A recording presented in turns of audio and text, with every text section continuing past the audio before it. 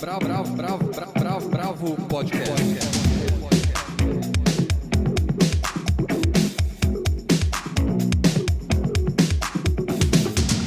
Olá, bem-vindos ao Bravo Indica. Hoje estou eu e Paula Carvalho, eu sou Guilherme Werneck. A gente vai falar de disco e vai falar de um festival muito interessante que vai acontecer em São Paulo. De disco vão ser 2 discos. Um é o Maô, Contraponto e Fuga da Realidade, do Maurício Tagliari. O outro é Músicas para Drift, volume 2, do Young Buddha. E a gente vai falar do Festival da Cultura Inglesa, que acontece no próximo mês inteiro em São Paulo, estreia dia 24, e traz teatro, artes plásticas, teatro infantil, música, um monte de coisa a gente vai falar com calma. Então é isso, vamos começar pela música hoje. Bora. A Paula trouxe esse disco como indicação do Young Buddha, um disco de trap brasileiro. Pois é, um trap nacional. Na verdade, o Músicas para Drift Volume 2 é o terceiro disco de uma série de mixtapes que o Young Buddha faz, né? Todas têm 6 músicas. Me chama muito mais a atenção pela produção do que pelas letras esse último disco, assim. Não que as rimas não sejam interessantes, mas a produção é muito bem feita e é feita pelo próprio Buddha, né? E tem tudo a ver com a temática do disco. O drift é aquela coisa do filme de ação, do carro, que você faz uma manobra em alta velocidade e vai meio à deriva, assim, até voltar a ter controle do carro. É, a derrapada, a famosa derrapada. Tem aquele Velozes e Furiosos em Tóquio, que é o maior exemplo de drift. Exato, e ele tá em Tóquio, né? Porque o Young Buddha ele é da galera do Sound Food Gang, que é o pessoal do Jundiaí, que eles unem trap e anime e mangás e cultura japonesa, assim. Então tem muita referência a, sei lá, Dragon Ball Z, eu nem sei. Naruto, mas assim, isso nas letras, e tem uns timbres também meio orientais, assim, que é interessante. Mas o que eu achei legal, assim, do disco, nessa produção, tem muita coisa de tech house, tem a dupla Pleasure Craft, que ele homenageia na segunda música. Tem uma música eletrônica mais cabeçuda, assim, tem um pouco de minimal, tem umas ambiências, assim, tem timbre de videogame. E aí as músicas normalmente começam com um sample, assim, mais melódico. Pega, assim, um riffzinho, desde um riff do R.E.M. até um trecho da Autobahn, do Kraftwerk e tal. E aí, aos poucos, vai entrando os elementos do trap. O hi-hat, que é aquele prato que... Famoso chimbal. E o bumbo, o bass, bem num BPM mais lento, que é a marca do trap também, enfim. E dá aquele clima do lean, né, que é a bebida que eles tomam, que deixa tudo mais paradão, assim, dá um efeito relaxante e tal. Mas, enfim, a graça do disco é trazer para essa batida clássica do trap umas texturas, assim, que eu achei bem diferentes. O que você achou, Gui? Eu adorei o disco, eu acho que existe um preconceito muito grande com o trap, porque o trap virou uma música de adolescente na leitura do Brasil, né? Mas o trap no mundo tem sido as músicas de maior sucesso em qualquer lugar, e tem sido um fenômeno adolescente em todo lugar. Eu gostei justamente da produção, eu achei a produção incrível. Obviamente que a temática não é a que mais me empolga, mas eu consegui ouvir o disco inteiro, assim, amarradão, na verdade. Eu confesso, assim, que eu curto alguns caras do trap, principalmente os caras que ele faz referência ali, o Playboi Carti, o Pusha T, mas ainda é uma coisa difícil pra mim, assim, não vai sempre, entendeu? Mas pra mim, esse Future disco, e 2 Chainz, por exemplo, também, são deuses da produção. Mesmo Drake em várias coisas que eu acho bem legais. Sim, é verdade. É que tem umas coisas ainda que pra mim é difícil, assim, tipo o trap em discos de rap, assim, pra mim acho que ainda falta ter uma produção mais bem acabada como nesse disco, assim, sabe? Exatamente. Você ouviu a música nova do Emicida? Tem um pique Sim. de trap, né? Total. Bem trap. Eu acho interessante. O Rincon já tinha feito uma aproximação, né? O Djonga, com trap, o disco Djonga. todo. Eu acho que a gente tem que ficar atento, porque eu acho que é um novo olhar para a produção, principalmente de baixo, assim. Eu acho que é muito legal. Mas é o que o Black Alien fala, e eu acho que ele tem um pouco de razão, que ele fala que o trap, ele corta flow. Ele faz com que o flow só tenha dois caminhos, assim. E no boom bap é uma coisa mais livre. Ah, não, sem dúvida, aí, sem dúvida. E nesse sentido, acho que os caminhos do Young Buddha são interessantes, porque ele tem uma voz bem grave, assim, né? E ele usa uns efeitos... Eu acho que não chega a ser autotune. Tem um vocoder, algumas coisas assim. Eu acho que tem um pouco de autotune tem, também. Tem porque autotune, o autotune é da essência do trap, é brincar com tem com autotune, mas não sei se é o autotune que a gente está acostumado, entendeu? Mas, enfim, achei bem interessante, assim. Tem a quebrada da música vai no flow também, do Buda. Muito bom, vamos ouvir?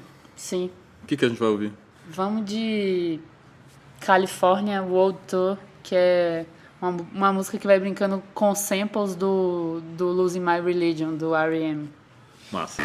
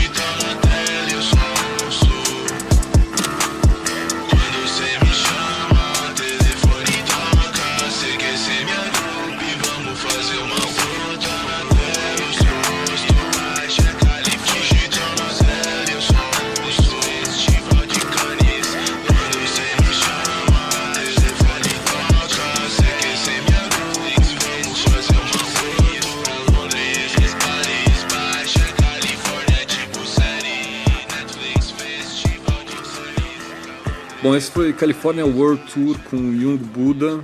É Young mesmo, não é Young, né? É bom saber que essa turma tem uma língua própria.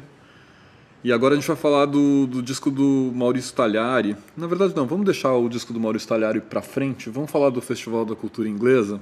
E se vocês estiverem vendo assim uns sons esquisitos, uns helicópteros passando, a gente está gravando bem na hora que está acontecendo a manifestação pela Universidade Pública.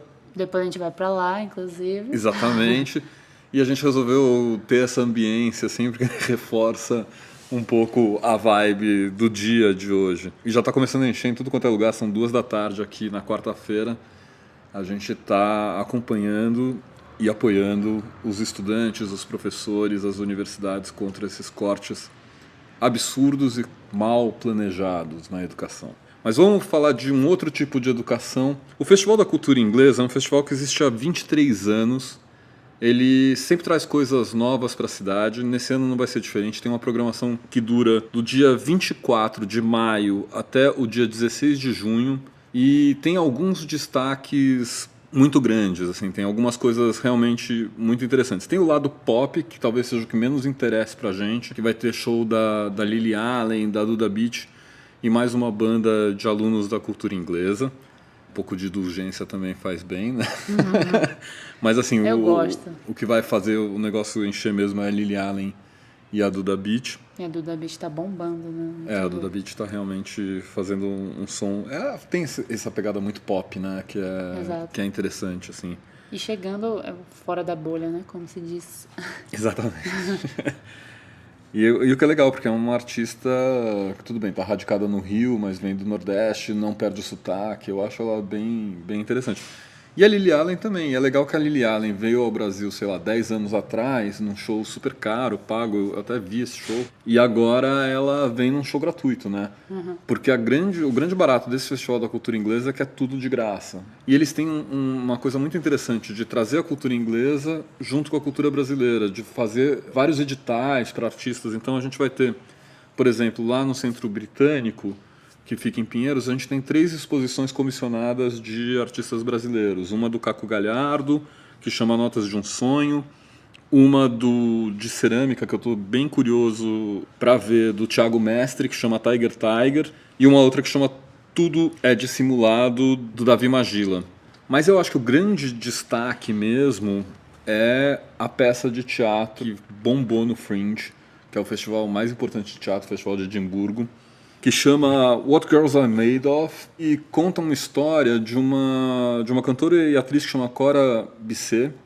A Cora ela fazia parte de uma banda pop escocesa ali com 17 anos, e ela foi meio one hit wonder na Escócia nessa época e saiu em turnê com Blur, com Radiohead, isso nos anos 90. E daí, obviamente, depois não deu certo, eles tiveram um contrato com uma gravadora que deu errado, saiu com uma dívida de acho que 40 mil pounds. E a peça foi super elogiada em todos os jornais ingleses, em todos os jornais ali do Reino Unido. Foi a sensação do Fringe, a primeira vez que essa peça sai do Reino Unido, vai ser encenada em outro lugar e vai ser encenada aqui em São Paulo.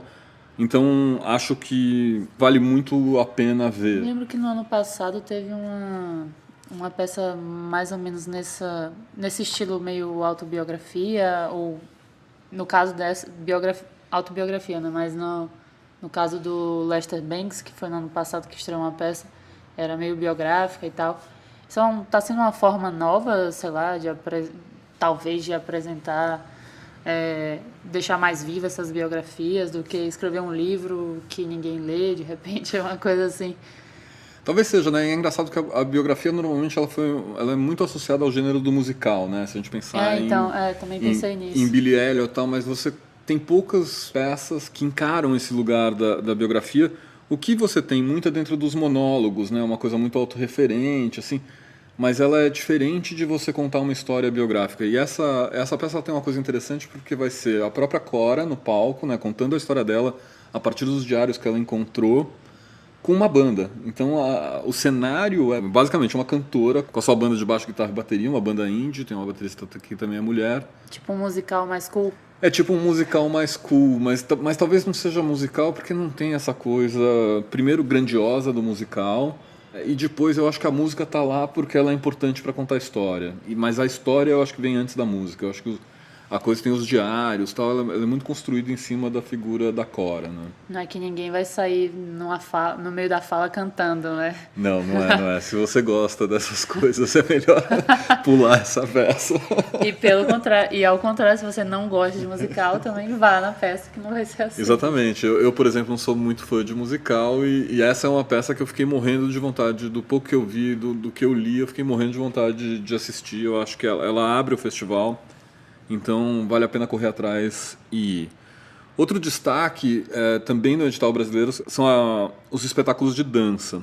Tem um do Alisson Amaral que chama Slow Soul, muito interessante porque ele é todo construído em cima de um dos meus discos preferidos do Tricky, acho que a Paula deve gostar também, que é o Maxine Quayle, que talvez seja o grande disco do Tricky de todos os tempos, assim. Fiquei bem instigado para ver o que ele fez em cima disso. E o outro é um que chama Imagine, que é em cima de Imagine. E é legal da Bia Sano e é uma produção bem coletiva. Assim. Eu acho que vale a pena também dar uma olhada. Isso vai acontecer na Sala Cultura Inglesa do Centro Brasileiro Britânico. E a outra coisa que eu destacaria do festival, que eu acho que aí realmente é super legal de ver, são as sessões de cinema que vão ser projetadas de graça no Tomiotaki, na fachada do Tomiotaki. O festival esse ano ele tem várias parcerias com o Centro Cultural São Paulo, com o governo do estado, com o Tomiotaki, e eu acho que isso dá uma enriquecida no festival, né? Deixa mais vivo, né? Circula mais pela cidade. Exatamente. E aí tem uma curadoria feita por vários brasileiros e vai trazer 3 filmes inéditos no cinema, obviamente são filmes que passaram em festivais. Um é o American Animals, que é do Bart Layton, que é um filme sobre 4 jovens americanos que se juntam para roubar o livro mais valioso dos Estados Unidos. O outro chama A Fera, que é uma história de uma jovem que se apaixona por um forasteiro e esse amor ajuda ela a sair de uma família opressora. E também o Eu Não Sou Uma Bruxa, do Rungano Nione, que conta a história de Shula, que é uma menina de 9 anos que tem que viver num acampamento itinerante de bruxas. Assim, parecem filmes interessantes, todos eles tiveram destaques ou no Sundance ou em Cannes, onde eles passaram, ou seja, passaram pelos grandes festivais de cinema e estão vindo. E junto tem os curtas brasileiros, que é legal. Tem o Antes Que Seja Tarde, do Leonardo Godinho, e o Vitoriana, da Gabriela Capello. Então, juntando tudo isso, e depois no lado pop de cinema também vão ter 3 dias interessantes. Assim, um que fala só sobre Excalibur, com 3 filmes sobre Excalibur, um de detetives com 3 filmes sobre Sherlock Holmes, e um outro de Lara Croft, ou seja, aventura. Tudo no Centro Cultural São Paulo. O Centro Cultural São Paulo também vai abrigar uma amostra de videogames, que um dos curadores é o Pablo Miyazawa, que é incrível para games, com coisas interativas. Então acho que esse festival vai ser bem interessante para a cidade, vale a pena ficar ligado na programação e ir. A partir do dia... A partir do dia 24, já na semana que vem, e fica com vários eventos até o dia 16 de junho. Depois, obviamente, a gente vai ter mais detalhes na newsletter, a gente vai dar, se você acompanha a newsletter da Bravo, a gente vai dar os destaques da programação por lá. Aliás, se não assinar, assine bravo.vc/newsletter, liga a nós. Exatamente. E o disco de Maurício? Olha, eu achei sensacional o disco do Maurício. Maurício, para quem não sabe, é um dos grandes produtores de música, ele é um dos sócios daquele estúdio YB. Ele foi daquela banda que fez muito sucesso nos anos 80, trazendo um cool jazz para o Brasil que chamava Nouvelle Cuisine. Inclusive, um dos sócios dele no estúdio era o clarinetista, né, do Nouvelle Cuisine, o Luca Raeli, que inclusive participa do disco. Mas o Maurício nunca tinha feito um disco ele mesmo, né? E esse processo é muito interessante, porque diz muito do trânsito que ele tem e do que é a YB, porque ele foi criando as parcerias e construindo as parcerias muito com os músicos que circulam por lá, né? Muitos dos músicos que ele descobriu, muitos dos músicos que ele deu voz. E em vez de ser uma colcha de retalhos, o disco ele tem um norte muito claro, assim, de explorar essa música nova brasileira, informações diferentes, de ter uma pitada de jazz, de ter uma pitada de fritação à la Jardim Macalé. Eu Acho que gostei tem muito. até uma narrativa no disco, assim, que vai do samba mais pesando na percussão, assim, mais tradicional. A primeira música é uma parceria com o Rodrigo Campos, e aí ele vai, tem outra com a Laia, depois Lued, Luna, e no final chega numa parte mais experimental, né, com Ava Rocha, Negro Léo, enfim. Exatamente, tem essa coisa de olhar para o samba, né, como uma matriz, mas são sambas tortos de verdade, assim, Sim. não é um samba muito retinho, assim, embora tenham músicas lindas. A música da Lued, por exemplo, eu acho linda. É uma música que chama Sede, e ela é incrível, assim. E tem uma coisa do jeito que ele monta a banda para cada música, ela é muito interessante. Por exemplo, quase não tem baixo e bateria, mas tem momentos que tem duas baterias, entendeu? E tem momentos que tem só baixo e percussão. Ele vai brincando com os instrumentos. Quase você não vai ouvir solo de guitarra, a não ser numa das músicas que eu mais gosto, que é uma parceria dele com o Clima, que chama Banda Apart. Quer dizer, na verdade chama Banda Apart fui eu com o meu mundo cinema novo. Mas citando exatamente a novela Wagner. Exatamente. E eu acho, assim, muitos acertos no disco, assim. É um disco muito, muito bem cuidado. Eu gosto muito do jeito como ele estruturou, assim, o som tá muito bem captado e gravado, assim, né? Claro. E uma das coisas mais interessantes é que quase tudo foi gravado ao vivo. Não é um disco que foi gravado, sabe? Você grava a parte de guitarra, depois você grava... Não, era ao vivo no estúdio, às vezes um take, 2 takes e depois uma edição em cima dele.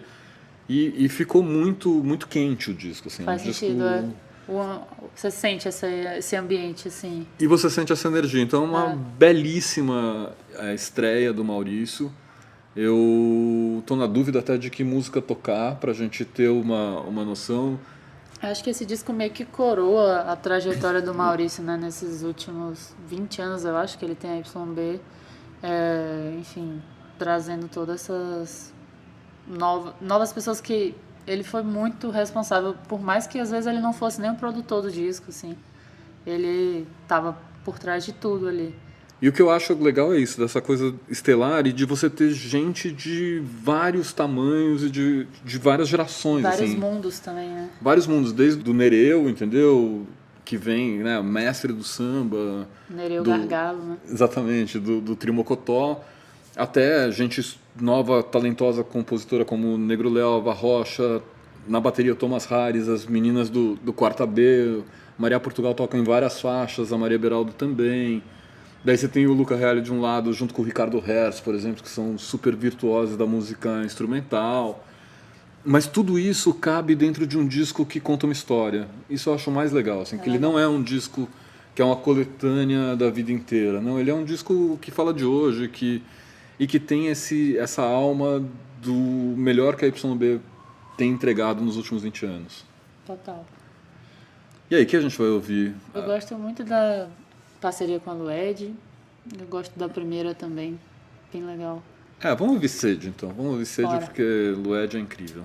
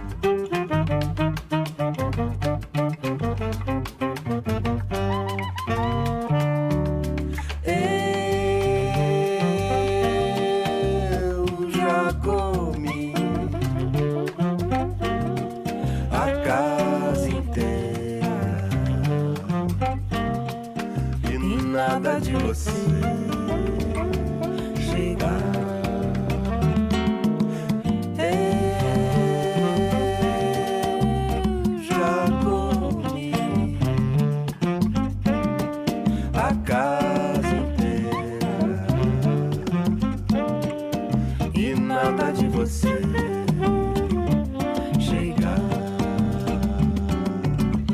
nada de você, e nada de você, e nada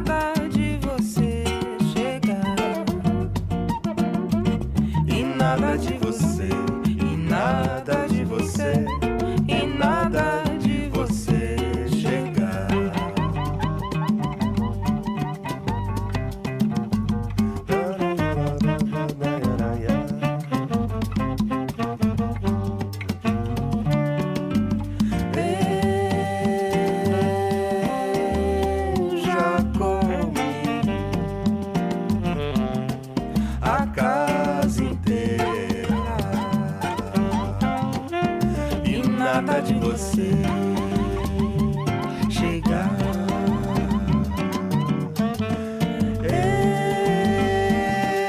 Eu já comi a casa inteira e nada de você chegar. E nada de você, e nada de você